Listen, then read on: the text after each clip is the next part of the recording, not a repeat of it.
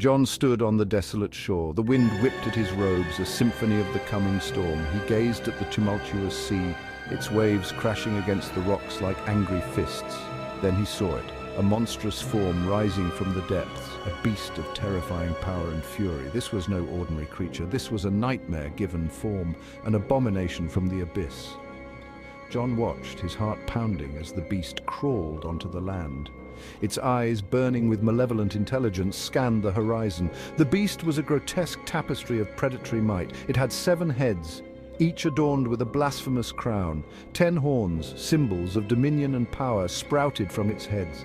Its body was like a leopard, sleek and deadly, yet bore the paws of a bear, immense and crushing, and its mouth, a gaping maw filled with razor-sharp teeth, roared with the ferocity of a lion. John knew this beast was not of this world. It reeked of the underworld, of the sulphurous pit where Satan himself resided, and as if to confirm his fears, a crimson dragon descended from the sky.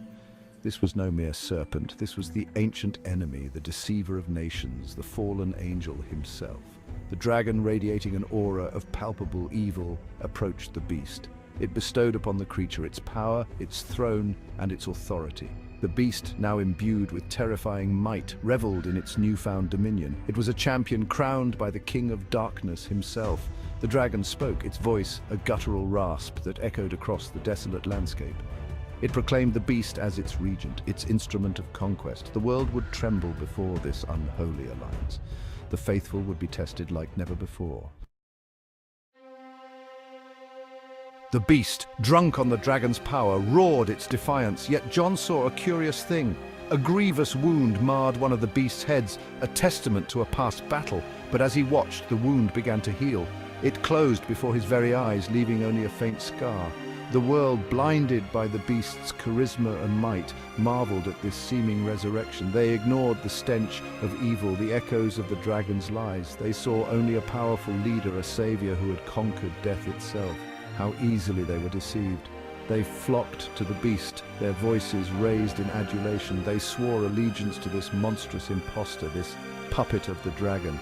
They abandoned their faith, their principles, their very souls for the empty promises of power and prosperity. Section 4. The false prophet rises. From the earth itself another figure emerged. This second beast did not possess the raw, terrifying power of the first. Instead, it wore a mask of gentleness, its demeanor calm and reassuring. It spoke with the voice of a shepherd, yet its words were laced with venom. This second beast, the false prophet, was a master of deception. He wielded words as weapons, twisting truth into lies and fear into adoration. His purpose was singular, to lead the masses to the worship of the first beast. He performed signs and wonders, calling down fire from heaven, mimicking the miracles of God. The people, already ensnared by the first beast's might, were easily swayed by the false prophet's deception. They saw the spectacle, the seeming miracles, and believed they were witnessing the power of God. They didn't realize they were dancing on the precipice of damnation. Section 5. The image of the beast. The false prophet, his voice dripping with honeyed poison, urged the people to create an image of the beast, a monument to their new god, a symbol of their allegiance. They obeyed, their hearts aflame with misguided zeal. They sculpted and forged, poured gold and silver until a towering idol stood before them. This image, a grotesque parody of true divinity, pulsated with an eerie life. The false prophet, through the dragon's power, had imbued it with a semblance of consciousness. It could speak, albeit with the beast's own blasphemous tongue. It demanded worship, its voice echoing the dragon's lies. The world, now fully under the sway of the beast, obeyed without question. Those who refused to bow, who clung to their faith, were branded as heretics, enemies of the new order. They were ostracized, persecuted, their lives forfeit for refusing to bend the knee to a false idol.